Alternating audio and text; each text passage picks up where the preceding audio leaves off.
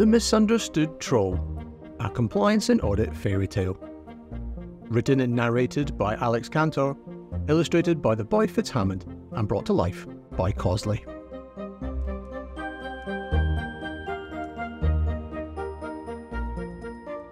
There was once a very mean, grumpy, and evil troll called Toil.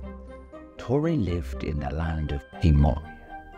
Toil the troll generally hid in a specific area of Paymoria, pronounced Auditus. But every now and again, the troll would give notice that he would be wandering around and would be demanding to see evidence of all of the processes that had been in place to check that everyone was following them. Otherwise, people may just get eaten. As you can imagine, the good folk of Paymoria were always very wary of the troll. For one, nobody likes to be eaten, but two, they felt the mean and evil troll always wanted to slow them down and get in the way. I mean, the amount of time it takes to copy and paste the evidence he needs to see into a Word doc is tedious, boring, and so annoying. It's just a nightmare.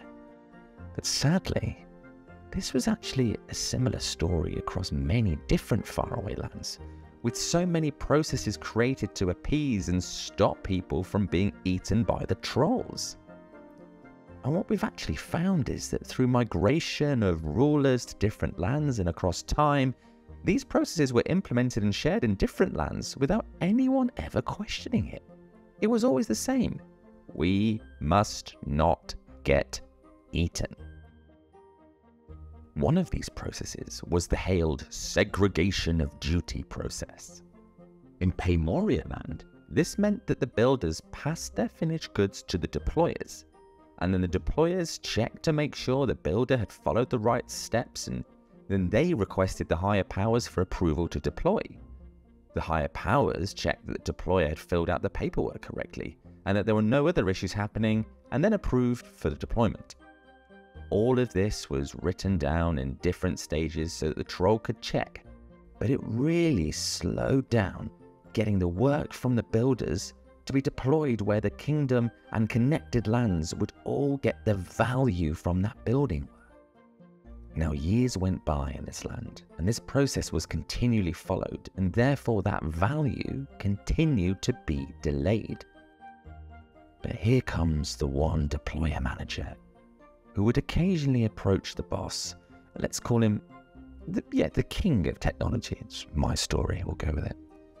And started asking questions like, why do we need to do this process? Obviously, the king of technology gave him the answer. Because otherwise, the troll will eat us.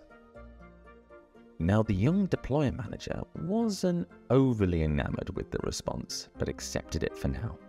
And a few months went by and the deployer manager was having to deal with an increasing number of deployments due to Paymoria growing. And then the frustration from his team of having to do this just wasteful deployment work instead of improving the land they were living in. So the deployer manager again went to ask the king the question, is this process really necessary? Again, the king never really stopped to think about it and just kept on giving the same answer. And so yet again, the deployer manager begrudgingly accepted the responses and went on their merry way. Now, as this is a fairy tale and we like to keep stories short, I'm just going to shoehorn some things into it, so go with me on this. Suddenly, there was a salesman that came from the land of Kosli. Paymoria often had a lot of salesmen, but with this salesman, something struck a chord. The salesman said, we can give you a warm, fuzzy feeling that makes it possible to see exactly how the builders get their work into the land of Paymoria. Now, the king loved being warm and fuzzy, but he actually saw how this could make life really easy for gathering the evidence for the evil troll. No more of that copy and pasting. And that would limit the possibility of his people and team getting eaten. So the king set the deployment manager to task on how Paymoria would connect with the land of Kosli. And then what happened was, obviously, this triggered the deployment manager to yet again ask the question. But this time, in a slightly different way. So the deployer manager went to the king and said, "You've said the troll would eat us, but what value is the current process really giving us and the troll except for just adding time? Is it the troll's process, or is it one we've put there? The only value I can see is that our builders can't safely do the deployment themselves." Now this stopped the king in his tracks. He never really thought of it that way before. Rulers had generally always been slowly beaten into submission of just follow the process when it comes to the trolls, as it always made life easier. With everything they have to look after, they don't always stop to really think about the why and the value. So when the king thought about it, sure, the process that he put in does reduce the possibility of people from inside the land being malicious, but when there's controls in place in the pipeline before that, so that builders' work has to be reviewed by another builder and their building work flows into being tested, then the deployment manager was right. What real value was being added except for the ability to deploy? And if we're really honest, do the deployers really know what they're deploying half the time? Or are they just checking the paperwork and making sure it's okay and getting the approval because they've got the access? There was so much time that could be saved if they could just change the process, and the deployment manager saw an easy way of how to do this using Kosli. The deployment manager explained the plan to the king, and the king loved it, and he decided they should be brave and go and confront the evil troll, and so off they went on the journey to Auditus. Once they landed in Auditus, they knocked on the big door, and then Torre answered. The king stepped forward and explained the situation, and then asked the troll if he had time to collaborate to make both of their lives a little easier. There was a pause, a very long pause, and the troll started to cry. I mean, this took them a bit by surprise, and before the troll said anything, he left the room, and then suddenly kind of came back with a tray of open sandwiches and herring. Side note, it's always important during a story to connect with local culture, no matter how random it might appear in the story. End of side note. Eventually, the troll stopped crying enough to be able to speak. "Thank you, thank you, thank you. This is all I've ever wanted.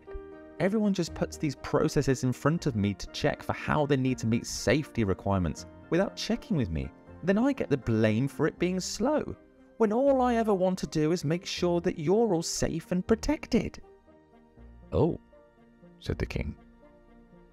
"So you actually just want to be our friend and help?"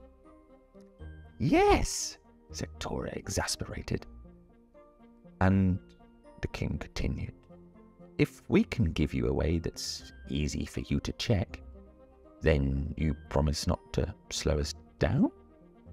Torre replied, "If you can continually demonstrate that one builder cannot build and deploy on their own without anyone else checking or approving, and it follows the compliance gates, then I won't get in your way." "Oh," ended the king, feeling a little bit silly that he didn't have that conversation a little bit sooner. Fast forward 3 months, and the deployment manager had worked with his team to use Kosli, and what they'd created was a single pane of glass for the troll to see everything that was changing, and that we were in control, but also allowed to check what had changed in case anything broke.